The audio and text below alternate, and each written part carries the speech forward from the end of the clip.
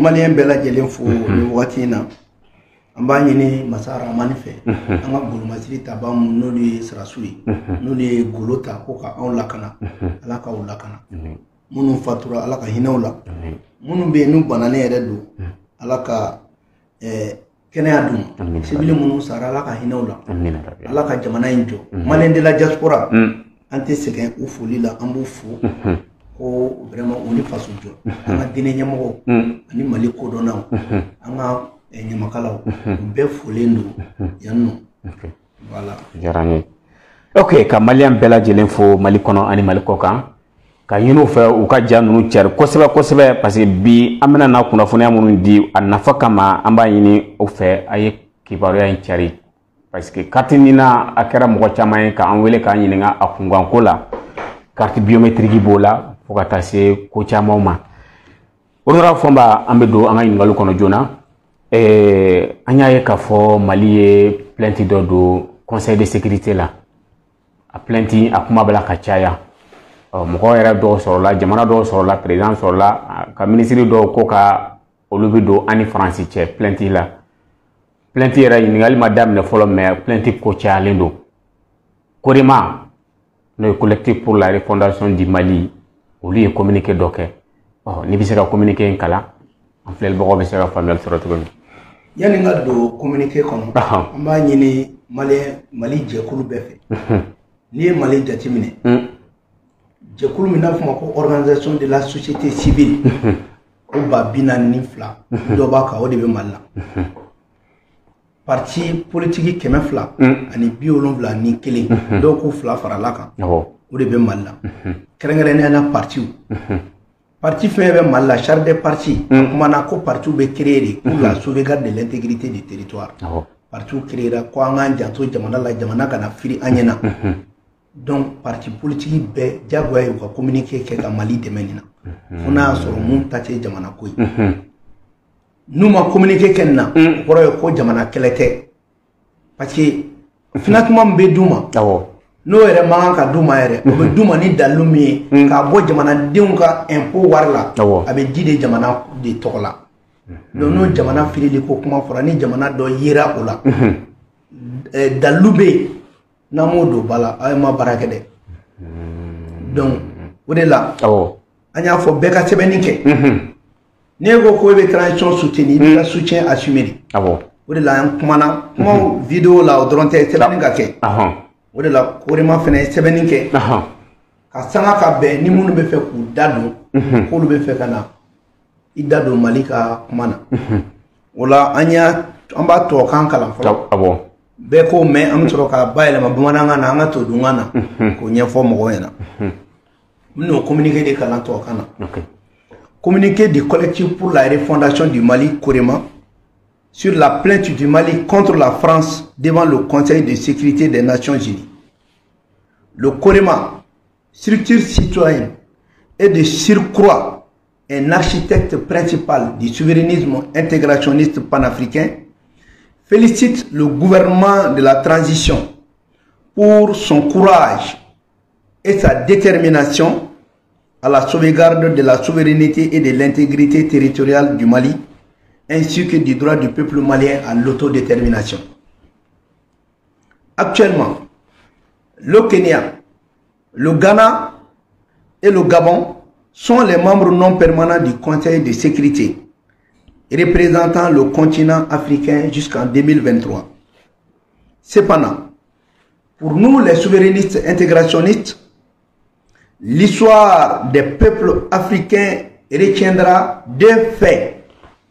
qui devront être mémorisés et intériorisés par les Maliens d'aujourd'hui et des générations futures. Premièrement, la forfaiture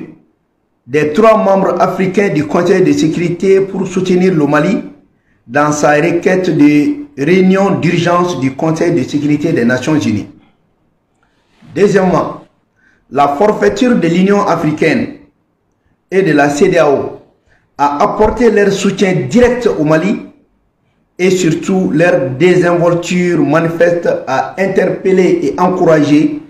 les 3 membres de l'Union africaine, actuellement membres non permanents du Conseil de sécurité des Nations Unies, à soutenir le Mali. Considérant la forfaiture singulière du Ghana, le pays d'un illustre père du panafricanisme, Kwame Nkrumah, de surcroît, membre comme le Mali de l'Union africaine et de la CEDEAO, il s'ensuit que le panafricanisme et la solidarité africaine dans leurs états actuels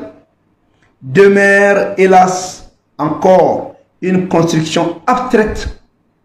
pour les états africains, mais une aspiration profonde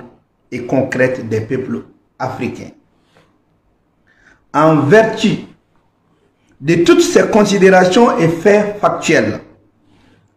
le COREMA, collectif pour la refondation du Mali, prend acte et s'oppose en effet à toute forme de médiation et de pseudo-négociation visant à entraver le Mali dans sa démarche d'apporter les preuves des turpitudes françaises violant la souveraineté nationale et l'intégrité territoriale du Mali au Conseil de sécurité des Nations Unies. Ainsi, le COREMA rejette catégoriquement la proposition de médiation du président de la République du Sénégal pour toutes les questions relatives à la plainte du Mali au Conseil de sécurité des Nations Unies contre la France et aux 49 mercenaires ivoiriens arrêtés au Mali. Le COREMA rappelle que le président de la République du Sénégal a notoirement brillé par son silence complice et protagoniste lorsque le Mali a été mis au vu et au su de tous sous un blocus illégal et illégitime de la CEDEAO et de l'UEMOA pendant 6 mois. Le COREMA, collectif pour la refondation du Mali, réitère et assume son soutien indéfectible au gouvernement de la transition dans son combat pour l'émergence de la triade des souverainetés et de celle des ressources. Le COREMA félicite et réitère son soutien total aux forces armées maliennes et l'ensemble des forces de sécurité pour leur professionnalisme, leur détermination inconditionnelle et leur dévouement inestimable à la noble cause de la défense de la patrie et du peuple malien. Le COREMA invite l'ensemble du peuple malien, les organisations politiques et associatives à la défense nationale du Mali et au sursaut patriotique. Bamako, le 30 août 2022, le président du bureau politique national et porte-parole du COREMA, honorable Abouakar Sidiki Fomba, et le président du COREMA, honorable Dr Fousseni Ouattara. Nous avons la télé, nous avons la télé, nous avons la télé, nous avons la télé, anko nin koy min kelen fleni ni an jekulu de jekulu min ni an sintine me malika yerema horonya ani malika kelenya ani malika dame non sinsine bo ka kosebe an sinsine be fene jenyoya ka jenyoya mete ka ke jamanaw ni nyogonche ani farafina yere ka kelenya o jekulu de COREMA an ka o COREMA jati konana an mete ka kuba fila de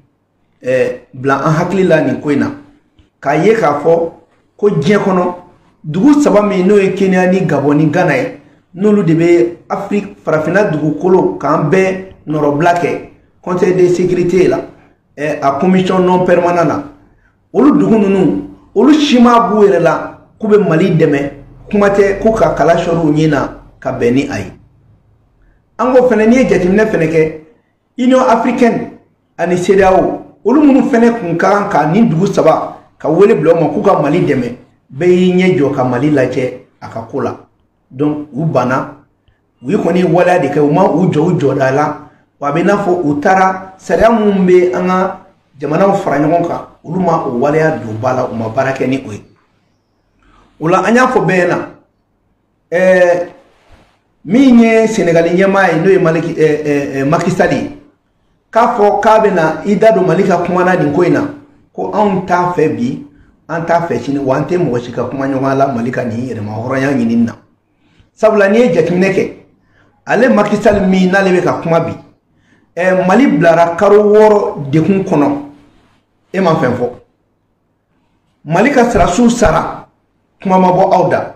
sarasu sara techiti kotaina ma shima kuma sedawo makuma aw shima kuma aw ka dadin wore kera aw tabule ko bi ko Mali ko abe fe ka tani faranti e bogo de ne sanfe aw be wuli ka aw be kuma wala o ye nyedona baradi aw maso ma bi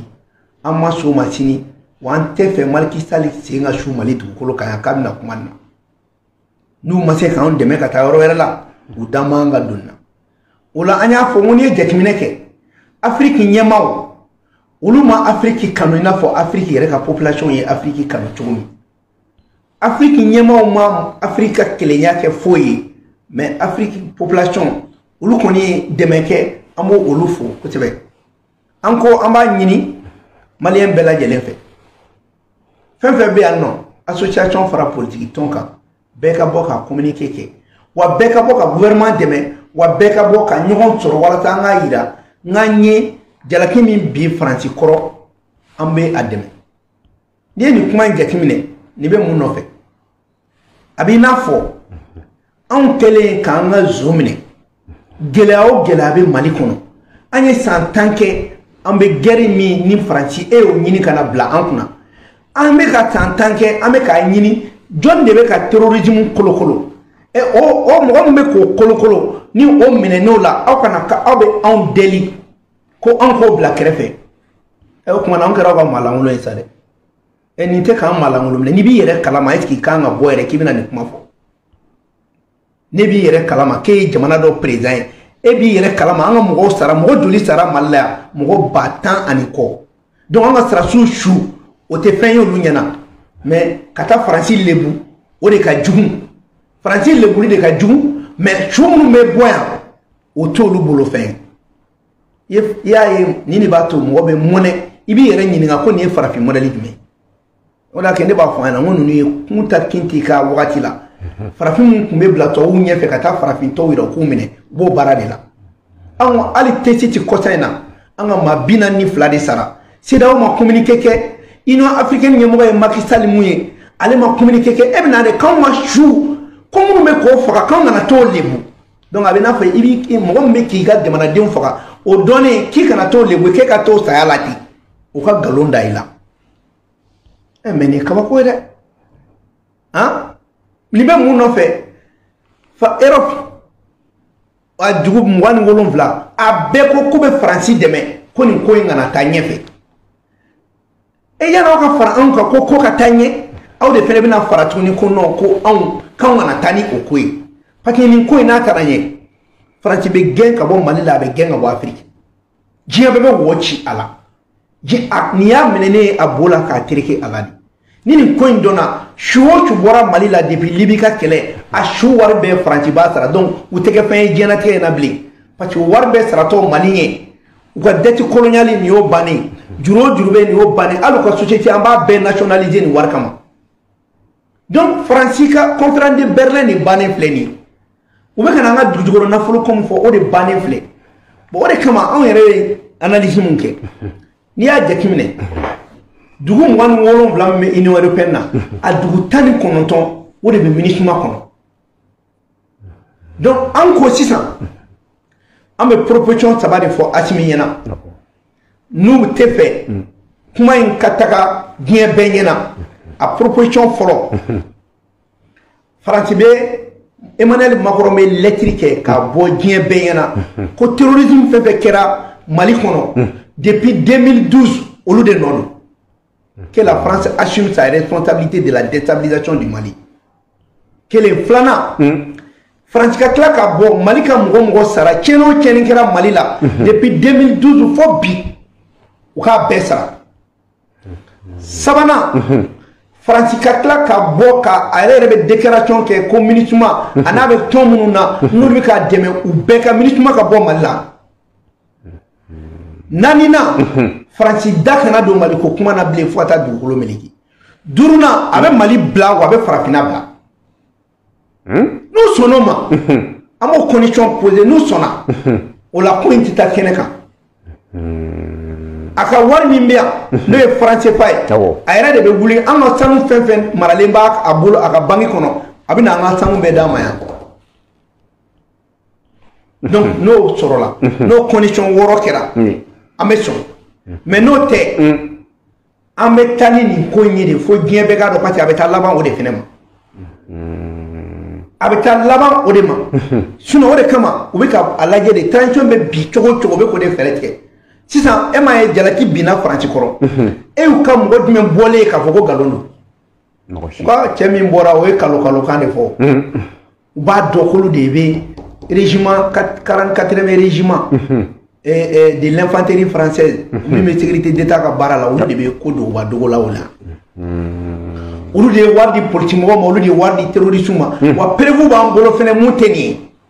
e Macky Sall e ma se ka dɔ wɛrɛ fɔ yanni k'a fɔ ko a ye nin ko tiɲɛ da kɛnɛ ka jalaki tigi ka dɔn a ye bɛna ko e b'anw deli donc an ma kɛ ka malangolo ye mali tɛ maa si ka filengolo ye k'i bɛ taa faransi jɔnya kɛ k'an bɛ sɔn o ma nin ko tɛ Hakimi ko ye dɛ nin tɛ gouvernement ko ye ni nin ko in taara ye maliyɛnw de sara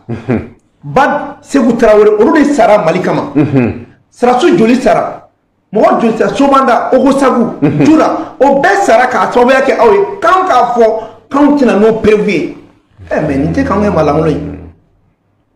est-ce que ni Macky Sall yɛrɛ b'a dɔn k'a bɛ ka kuma min fɔ a bɛ fɔ a yɛrɛ la cogo di k'u bɛna nin kuma fɔ ça c'est une insulte ni k'an bɛnbaw neni k'an yɛrɛ neni donc pour dire que an tɛ sɔn bi an tɛ sɔn sini wa an b'a ɲini maliyɛn bɛɛ fɛ bɛɛ de ka wuli maliko de ye nin ye sisan bɛɛ ka bɔ kuma an négociation t'a la wa faransi kan ka dugu yɛrɛ bila pewu hali ambassadeur le chargé des affaires français a kan ka gɛn fɔlɔ k'a datugu an mago bɛ faransi ka mun na nin wagati la an ka mɔgɔ fosi t'u la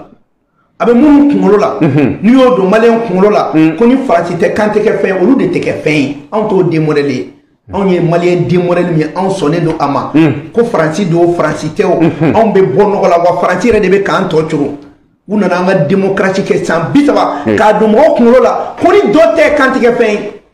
hali an ka wari dilanni n b'a mɛn dɔ da mɔgɔ a ye taa Côte d'Ivoire fɛ yen dɛ a n'o ka bɛn ani Sénégal ka bɛn Laginɛ y'a ka wari dilan ani jɔnni bɛnna la ka na fugariya don mɔgɔw kunkolo la k'o de ye démocratie ye ka na jacilenya don mɔgɔw kunkolo la mɔgɔw tɛ compter u yɛrɛ kan bilen bɛɛ bɛ compter dɔrɔn ko faransi an ka mɔgɔw jumɛn bɛ faransi la n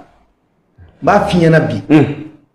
la triade de l'indépendance yɛrɛmahɔrɔnya sigilen bɛ fɛn saba mun kan Europe bɛɛ kelen dɔrɔn de b'u bolo fila t'u bolo filanan u bɛ k'o de ɲini Afrique fɛn min b'u bolo o ye mɔgɔ ye mais a tɔ sirilen bɛ mun kan ressources naturelles o tɛ yen o de kama o bɛna bin anw kan k'anw ka ressources naturelles k'u ta ye armée tɛ Europe bolo o de kama OTAN de y'i bila o place la américains ma sɔn armée ka k'u bolo donc o de kama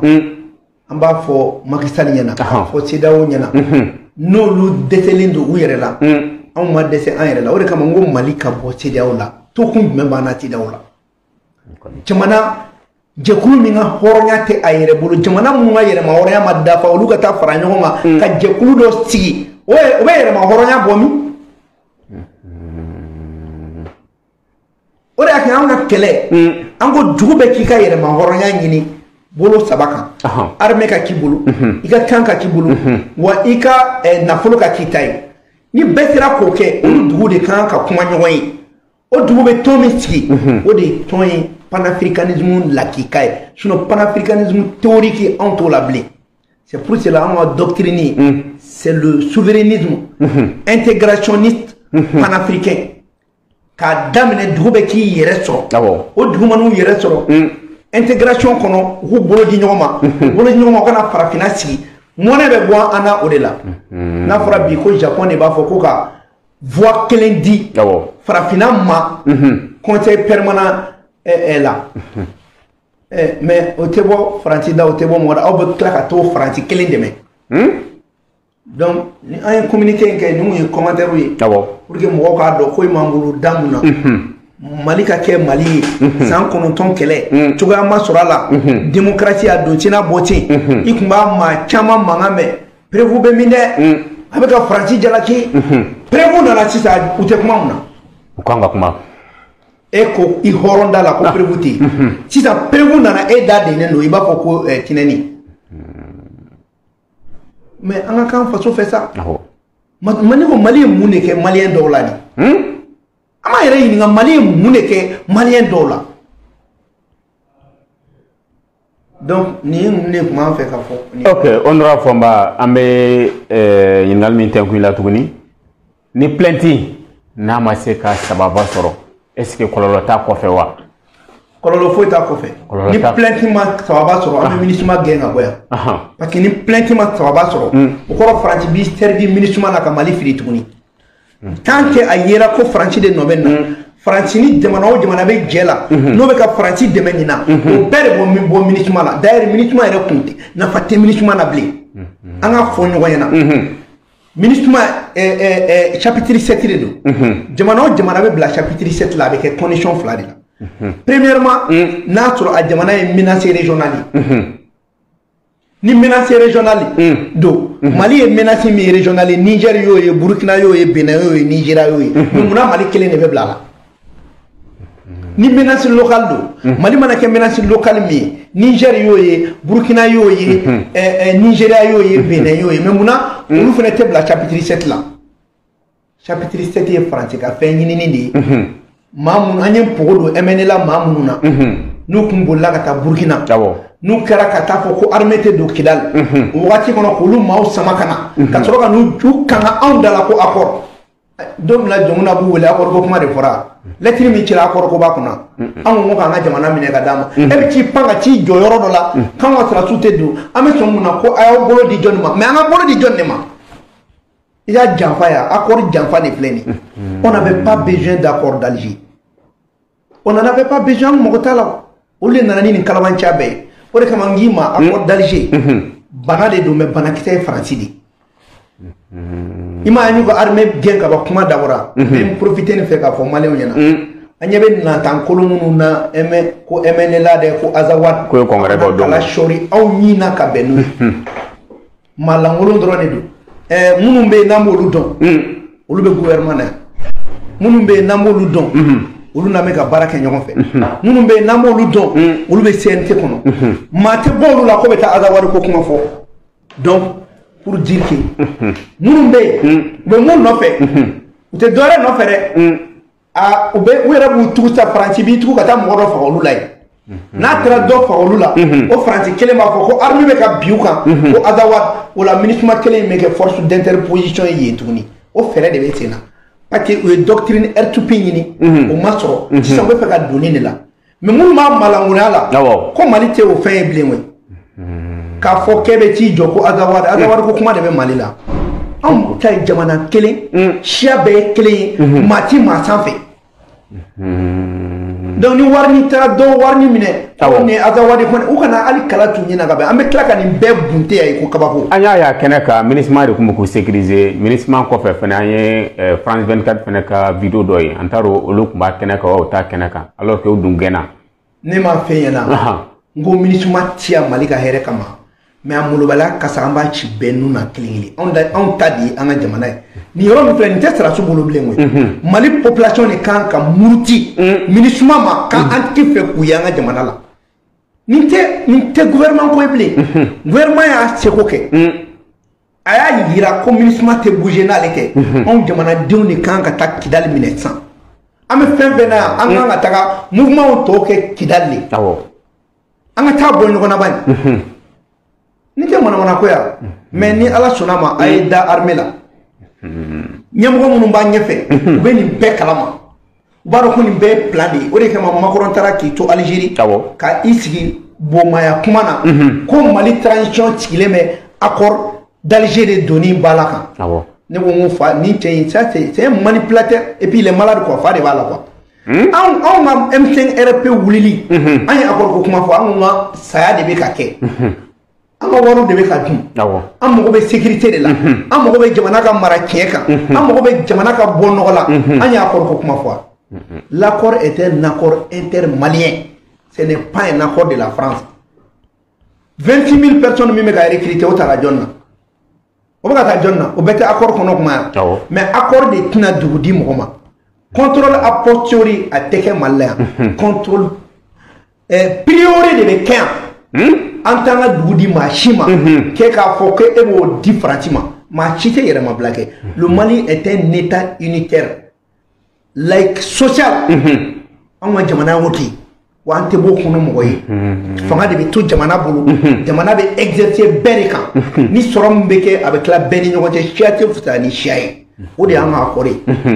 donc an k'o fɔ ɲɔgɔn ɲɛna u bɛ mun na ni mɔgɔ ye commentaire ba k'a kan u bɛ sanga don a la de mɔgɔw k'u yɛrɛ ɲinɛ ba in fa aw ka sponsor ye Faransi min ye o n'a minnu bɛ ka jɛ an ye pogo kɔnɔ 7 don aw ni o terroriste la aw kana aw jɔ k'a bɛ kuma fɔ bi on verra maliyɛnw kana parce que n'an m'an kɔlɔsi malangolon damadɔ ka ko ka to ta k'o attribuer bɛɛ la i bɛ mankan wɛrɛ wuli bɛɛ b'a dɔn bi Mali armée ye min ye donc an k'a bila an kunkolo la ko nin ko in n'Ala sɔnna ma an fanga bɛ se nin na mais anw yɛrɛ de k'an ka armée dɛmɛ fɔlɔ ka information di ka wuli kan tɛ MINUSMA ko la ka lettre sɛbɛn ko MINUSMA ko ka dabila diɲɛ kɔnɔ u bɛ siran fɛn fɛn o faso jama ye sinon u tɛ siran gouvernement ye dɛ u tɛ siran gouvernement ye dɛ hali ni gouvernement ko kan tɛ bɔ an bɛ bɔ parce que gouvernement ko tɛ an mago b'an ka jamana de la wa an b'a dɔn MINUSMA bɛ fɛ k'an ka jamana ci de o de kama Korema y'a fɔ depuis kuma jan k'an kana sɔn mandat renouvelé ma maintenant sisan anw jamanadenw de bɛ mandat ko in ban depuis sisan parce que an b'a fɔ an tɛ MINUSMA ko de la bilen ka fara gouvernement ka dɛmɛ kan. ok aya ka ɲini an filɛbagaw fɛ hali bi a ye dɔ fara partage kan kosɛbɛ parce que bi vidéo c'est très important a nafa kama an b'a ɲini a fɛ a ka dɔ fara partage kan o n'a fɔ an bɛ don test kɔnɔna na an y'a ye k'a fɔ lundi tɛmɛnen an ka finitigikaw u ye maa 40 k'a ka caga n'o ye su wɛrɛ an tɛ se k'a da fɔ mais o kɔni provisoire ye fɔlɔ u y'olu sera k'olu neutraliser an bɛ ka kuma caman fɛnɛ mɛn a ko la k'a fɔ ko même minnu bɛ yen nɔ ka blessés ta ka t'u soigner k'olu fɛnɛ dɔw bolila ni blessé dɔw ye n'o ye croix rouge ye dɔ fɛnɛ ko ko u fɔra k'u ka blessé ninnu minnu ye premier soin kɛ k'u k'a di an ka finitigilakaw ma k'u ma sɔn a la jumɛn de kɛra T-Site bon an bɛ min fɔ ɲɛna T-Site n y'a fɔ ɲɛna depuis bi tɛ T-Site ye Faransi ka janfa yɔrɔ de n y'a fɔ ɲɛna n'i ye T-Site ta T-Site fan dɔ de ɲɛsinnen bɛ Niger attaque bɔra Niger de parce que Faransi dagalen de bɛ Niger an ɲɛ bɛ blessé minnu na dɔ wɛrɛ blessé yɛrɛ tɛ Faransi mɔgɔw balandenw de don complicité dɔ de don mais ni Ala sɔnna ma a kana aw bila aw kunna ni blessé ninnu tɛ taa koyi u ni croix rouge an bɛ tɛgɛ k'u la yan a blessé di o y'a sumalen de ye koyi n'a ma d'i ma i bɛ bɔ n'a ye min i bɛ bɔ n'a ye yɔrɔ jumɛn i bɛ taa n'a ye yɔrɔ jumɛn armée a bɛ k'a fɔ k'u ka blessé minnu di u ka coordonnées dɔnnen don blessé ninnu yɛrɛ mun photo talen don a bɛ k'a bila mun na blessé bɛɛ photo tara maintenant janfa mun bɛ yen an y'o de fɔ an ko diɲɛ de bɛ janfa na Mali kama mais nin ko bɛɛ bɛ dɔn maliyɛnw kana paniquer dɔrɔn Mali binbaga tɛ mɔgɔ ye ko Faransi de wa Faransi bɛ k'a kɛ ni MINUSMA de mais ni Ala sɔnna ma an b'an tɛgɛ dan na mais n bɛ min fɔ a ɲɛna su o su bɛ ka bɔ a bɛ ka bɔ Niger parce que Faransi taar'i daga Niger wa a sigilen bɛ f'a ka Mali déstabiliser hali minnu bɛ mɛnna ka kuma caman na a b'u kɔnɔ ko Niger de bɛ nous soutenir mais n'Ala sɔnna an b'o bunte ni sen fo Niger Mali ye kangari da kama on a déjà annoncé l'article 51 la légitime défense i nana an y'i sɔrɔ hali n'i taara jamana kɔnɔ an b'i bunte hali n'i donna yɔrɔ wɛrɛ hali n'i donna an b'i bunte parce que an tɛna jɛn n'a ye bilen fɔlɔ la a tun bɛ fɔ ko Kidal les sanctuaires k'o de tun bɛ terrorisme bɔ ko a taa se Niger mais bi n'a bɛ ka bɔ Niger yɛrɛ dun bɛɛ tɛ Niger président ŋaniya dɔn Maliko la bɛɛ tɛ Niger président ni Faransi cɛ dɔn wa munna Faransi bɔra Mali la yan ka t'i sigi Niger alors k'a sigiyɔrɔ ye Tchad de ou bien Côte d'Ivoire munna taar'i sigi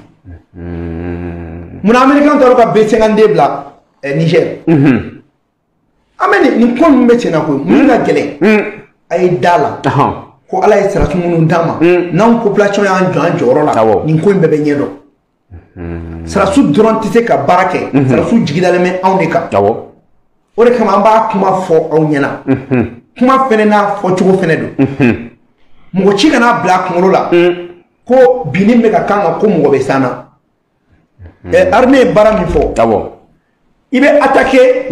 il t'est attaqué balle mais il va attaquer Djibo. C'est battre et gagner les combats. Ame ko de kɛ mɔgɔ tɛ ka attaque balle parce que an t'a bɔrɔ dɔn mais kɔni mana attaque an b'a Djibo. O de kama su caman bɔra mais bɛ min fɔ an na prévu caman de bɛ Mali bolo prévu caman ba olu tɛ se ka bali fɛn bɛ ninnu bolo comme alternative a tun bɛ bɔ fanga la cogo di o de kama les 5 colonels b'a dɔn u bɛnnen don dɛ mais u ka dɔ fara u ka bɛn kan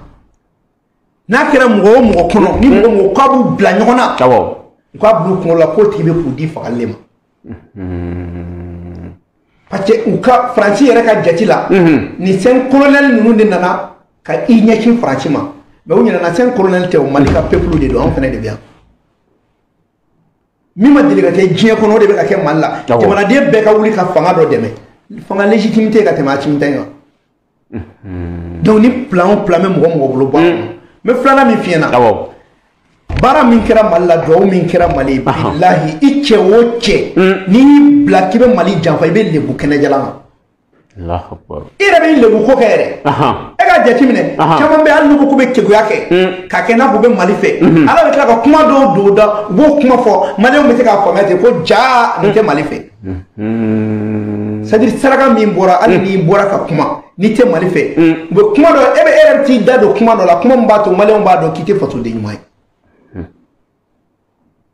n bɛ fɛ ka mun f'i ɲɛna ni mɔgɔw bɛɛ y'a faamuya min duwawu muriw tɛgɛ minɛ tɛgɛ bila ka fara bɛɛ ka bɛɛ duwawu min kɛ Mali ye ka fara chrétien quoi ka fara kodɔnnaw quoi duwawu in de bɛ Mali nɔfɛ Ala kana duwawu in ni an tora o kɔ jamana in bɛ bɔ nɔgɔ la mais n'a bɛ mɔgɔ min kɔnɔ k'e kelen de fanga bɛ ka taa ni jamana in bɛ fili la dɛ jamanaden bɛɛ de jɛlen don ka kɛlɛ kɛ donc maliyɛnw ka da u yɛrɛ la an ka da an yɛrɛ la wa tant qu'an bɛ da an yɛrɛ la saratu minnu bɛ yen olu bɛ da u yɛrɛ la u fana bɛ kɛlɛ kɛ wa u b'a dɔn k'an b'u kɔ u b'a dɔn n'u sara mɔgɔ bɛ yan mun b'u ka ko kɛ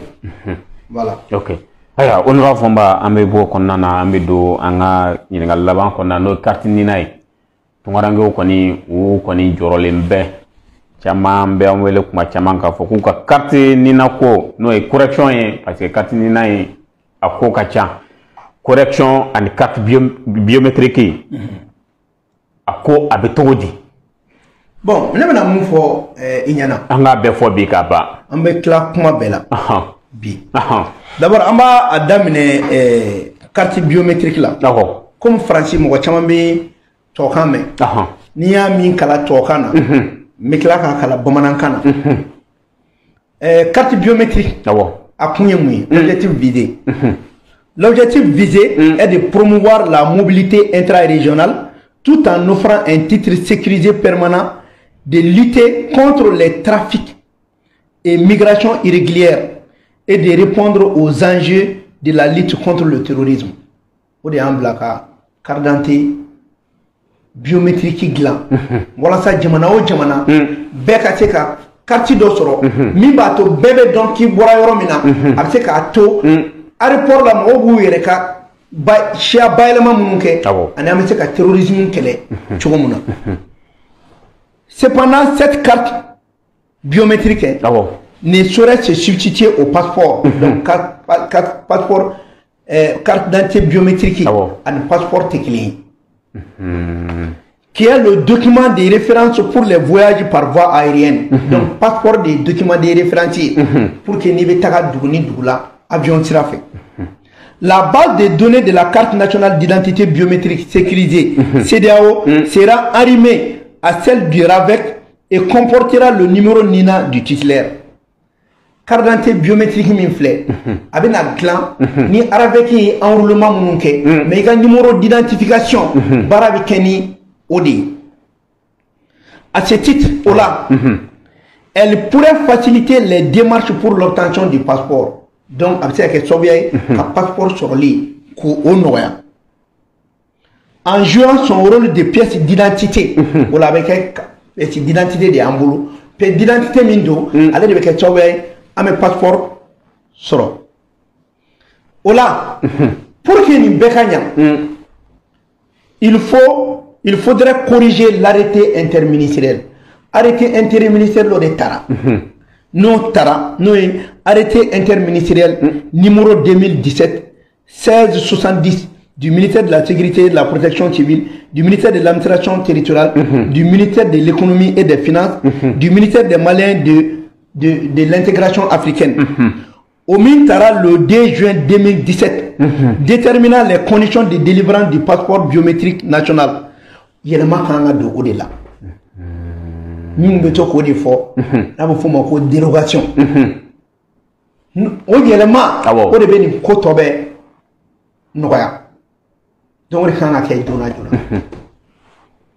Aujourd'hui, il faut préciser que la seule difficulté pour les demandeurs de passeport est l'obtention de la fiche Nina.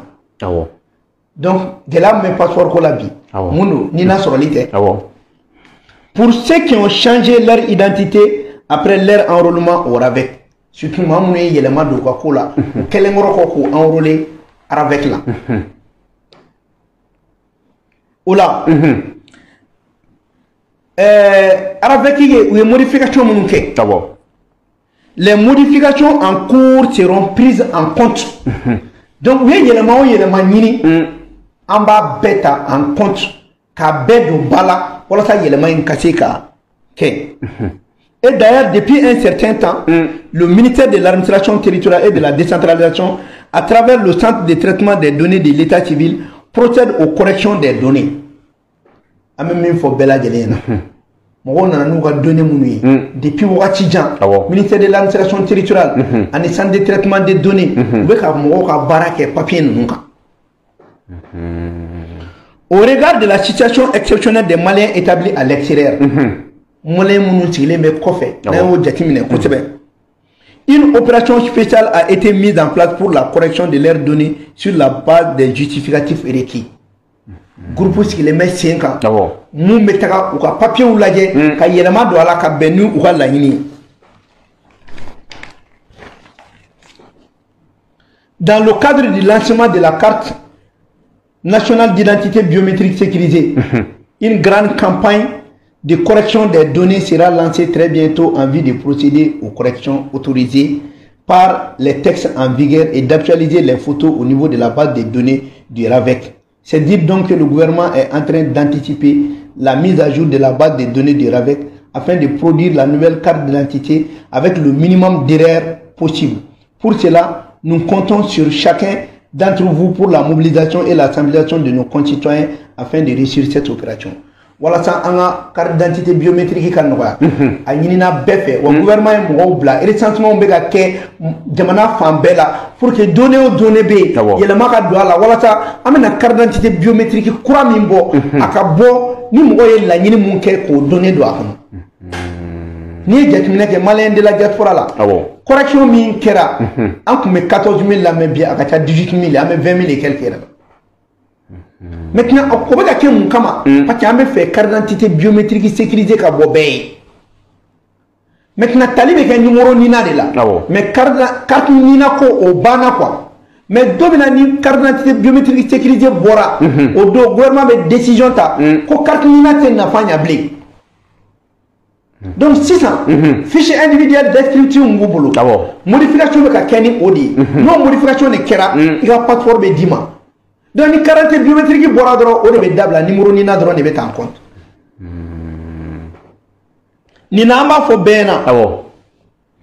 Que la base des données de la carte d'identité biométrique sécurisée CEDEAO et sa sauvegarde sont la propriété du ministère de la Sécurité et de la Protection civile. Carte biométrique à donner à bébé blanc Mali et reconnaît ou Mali ministère de la Protection civile aller des tarots. Donner de base de blanc fait. À ce titre, elles seront hébergées à Bamako et sous la responsabilité du département. Donc, on a fouetté Boyamblé à Bebeto Bamako. Il faut qu'il y ait Ibeka Tana, Katanga base de données de la France au Bana. Peu au Tekenna. Maintenant, une carte, un passeport, est-ce que vous avez Mali là-bas? Le passeport biométrique du Mali est personnalisé à Bamako, à la direction de la police des frontières. La carte nationale d'identité biométrique sécurisée CEDEAO sera de même sur un site de personnalisation à Bamako. À Bamako. Maintenant, Sony a timé une barre mbeba. Donc, gela mumbe malé on a carte nina kola. An gora gela do kalam. Do modification keto, ta warmine do la, ina foko warmine bala, dorme kele ma fo machi ki kostra. Ni min tara warmine, warmine te pas for wari, ko ka warmine ko ka ja fichi telia, ko ka dénoncer ambe ya kama. Anti wata de ko munumbe ko langolondo. Malen de la diaspora ma fo yini jamana fe papier. Olu de be 1600 milliards, olu de bo dima malima. Soit la moitié du budget national. Nous luttons embargo qui est mouda nga nyangma tora taranay. Donc, on est quand même mon funyana. Gelabe, mais en a nyoma kono. Nye loi mi fo. Dérogation beta ko bossina. Mais kele mi mani je mache, ame kan to la kanin kele fene yana bo. Bi ko akiti. Ministre premier ministre par intérim ke. Ale be dossier kalama. Aba do texte kanka dérogation kanka kala chumi. C'est vrai que akume sena mais ale be ka toteli ajona. Mais mon fiena. Min be ministre par intérim de pas administration territoriale la. Wallahi anye kele o kele ganye konogan o yi malien de la diaspora be la fia chudi. Protection civile fene bo kele de la. Donc si ça amène on kuna funi. Ni gela mumbe u ka fo ni kele mi ni korema adamne anta dabla koy o de kama meka papier mi fiena ni papier bora su ngoro de mais ko jimbe wo manogoda o de sumalenu ni tara su ngoro de ni kuma pepe ni ne ya nyefo ni sorola ne ni ministre mi tilembe anga passeport ko kuna ministre de la protection civile aka latelu ani ne ga nyongo kuma de la kale len fle unye ka sobe ka antara nyeyini ninke amba do kumo mi mudala ati na fora bi ko a fomba era kumeka nina ni passeport ko ke korima dabla me fe ka prévu de duma ma dabla ne ni ministre ka kuma nyoya o document o ko kuma de folen fle u benyanata donc ka blokuna ko jamana nyama o buga barala wakli bula ni ala sonama gela beke amba don go chama gela la même go chama ka fele yana bora de chama yana bora de ambe chama kala mo yana bora de mais abema ban fa bere ka ban fa be ka ban parce que kelela ni dota yana bora te malien be clean wanu tra fo mo yana ko ni modification te en compte de o galoy mali kono jugement supplétif be modification beke mo kana ta du kuma ko ni te elema ni be elema o te kin Mouti élément obé, mais avec quoi Saria au Kono, le ministère de la Justice ou impliqué les maintenant, ministère de la Protection civile ou impliqué les malas, ministère des Malais de l'extérieur ou impliqué les malas, ministère des Affaires étrangères ou impliqué les malas. Belle impliqué les nabos, arrêtez interministériel pour nous concerner. Donc, ni amitié à Mifo, Katinina Kokambi, Koubekani, Nalike Kakanaï, peut-être quoi fait nous m'avons informé, Kambia ou comment parce que olu de ka warba na ke ka an wasa den sara wa kele an ta ke dore kuma an ba ke pati u chete le do malikula ati olu de be ka mali deme voilà. Ok, on va famba diaspora malien ka la ini do fene ko ka carte ni na ko ka ani passeport ko ku séparer mais o de ma fo nyana sisan o te nyogona o séparer la ka bon bana a fora de carte d'identité biométrique o carte d'identité de be o numéro d'identification o de bi ka passeport gla o kere lente nyona o bana an claro la mena an o kuma ban ni na ko ere bana ere ni na ko te tuni ni na bana ni na projet bana ni carte d'identité biométrique bora dro a bana ete ni na ko kuma me klula parce que nango sisa ko ni na te na fanya do be ni na de be ka to be warta ni na de ko pièce d'identité o be nyana ko chodi sinon ni na te pièce d'identité nyana mare na fera ko pièce d'identité glandoma la bandoma la ni na law ni na kun dabora élection ne kama akuma dabo ni doyen kama donc ku atlistiki ola on regarde la yini mi passeport aka kay 5 ou bien 10 ans pour que aka meybolo ika na fa chama soro ala amaka tan base kura de donc o be ka fin fo o bɛɛ de intégré don ni problème in ɲɛnabɔli la parce que problème bɛɛ de farala ɲɔgɔn kan k'a lajɛ ko nin fɛn fila tɛ kelen ye o de kama n y'a f'i ɲɛna même fichier individuel descriptif numéro NINA passeport biométrique de bɛ n'o remplacer an mago bɛ se numéro NINA dɔrɔn de ma c'est à dire numéro d'identification nationale o dɔrɔn o kun ye min o de b'a to a bɛ dɔn k'i bɔra yan i nana tan i kɛra tan o numéro kelen de b'a to ko caman bɛ se ka ɲɛnabɔ o sen fɛ. ok ayiwa an ka jamukan sera kuncɛyɔrɔ la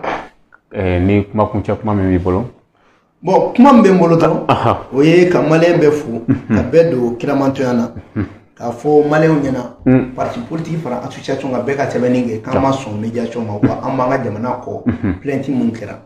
k'a yira an ka kɛ an ka jamana fɛ jamana foyi t'an bolo ni Mali tɛ ko maliyɛn bɛɛ k'a faamuya ko baara min bɛ sen na an bɛ fɛ fɔlɔ de ka sécurité don baara n'an sécurisera an bɛ baara kɛ an bɛ baara mun kɛ an bɛ dujukɔrɔ fɛn min sɔrɔ an ka wari bɛ dilan o la an ka sɔrɔ bɛ bɔ o la wa armée kelen de b'an ka kan fɛnɛ lakana k'an ka yɛlɛma hɔrɔnya lakana o de kama an bɛ ka taga ni o baara ye o de kama hali constitution na an y'a sɛbɛn an kana kulonkɛ armée ko la bilen an kana kulonkɛ armée ko la bilen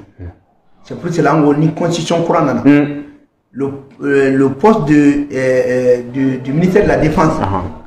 o ka di officier ma chef suprême des armées ko yɛrɛ ka dabila yɛrɛ an ka politique kuma na ayi armée man ka kalifa politique la armée kan an kan ka armée modèle min dilan sa i b'a dɔn an bɛ armée dilan ka élite dɔw dilan armée la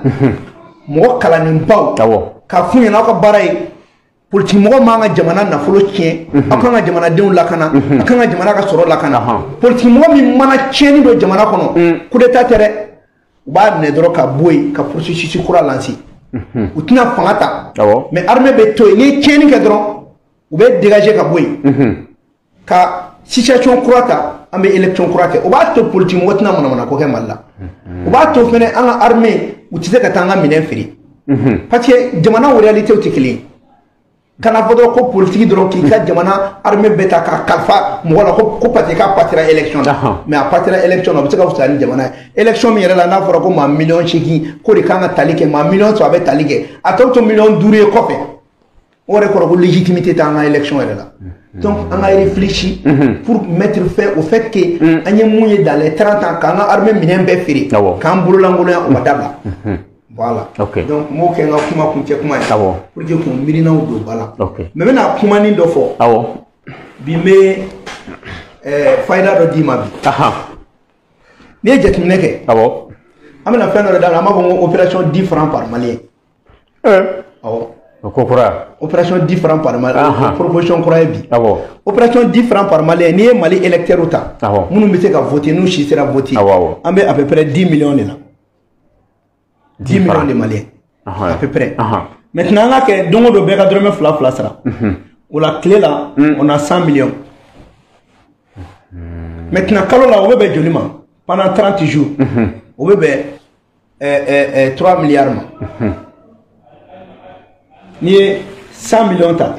n'i y'a kɛ clé kɔnɔ don o don an bɛ 100 millions de sɔrɔ 100 millions o fois 30 o ye combien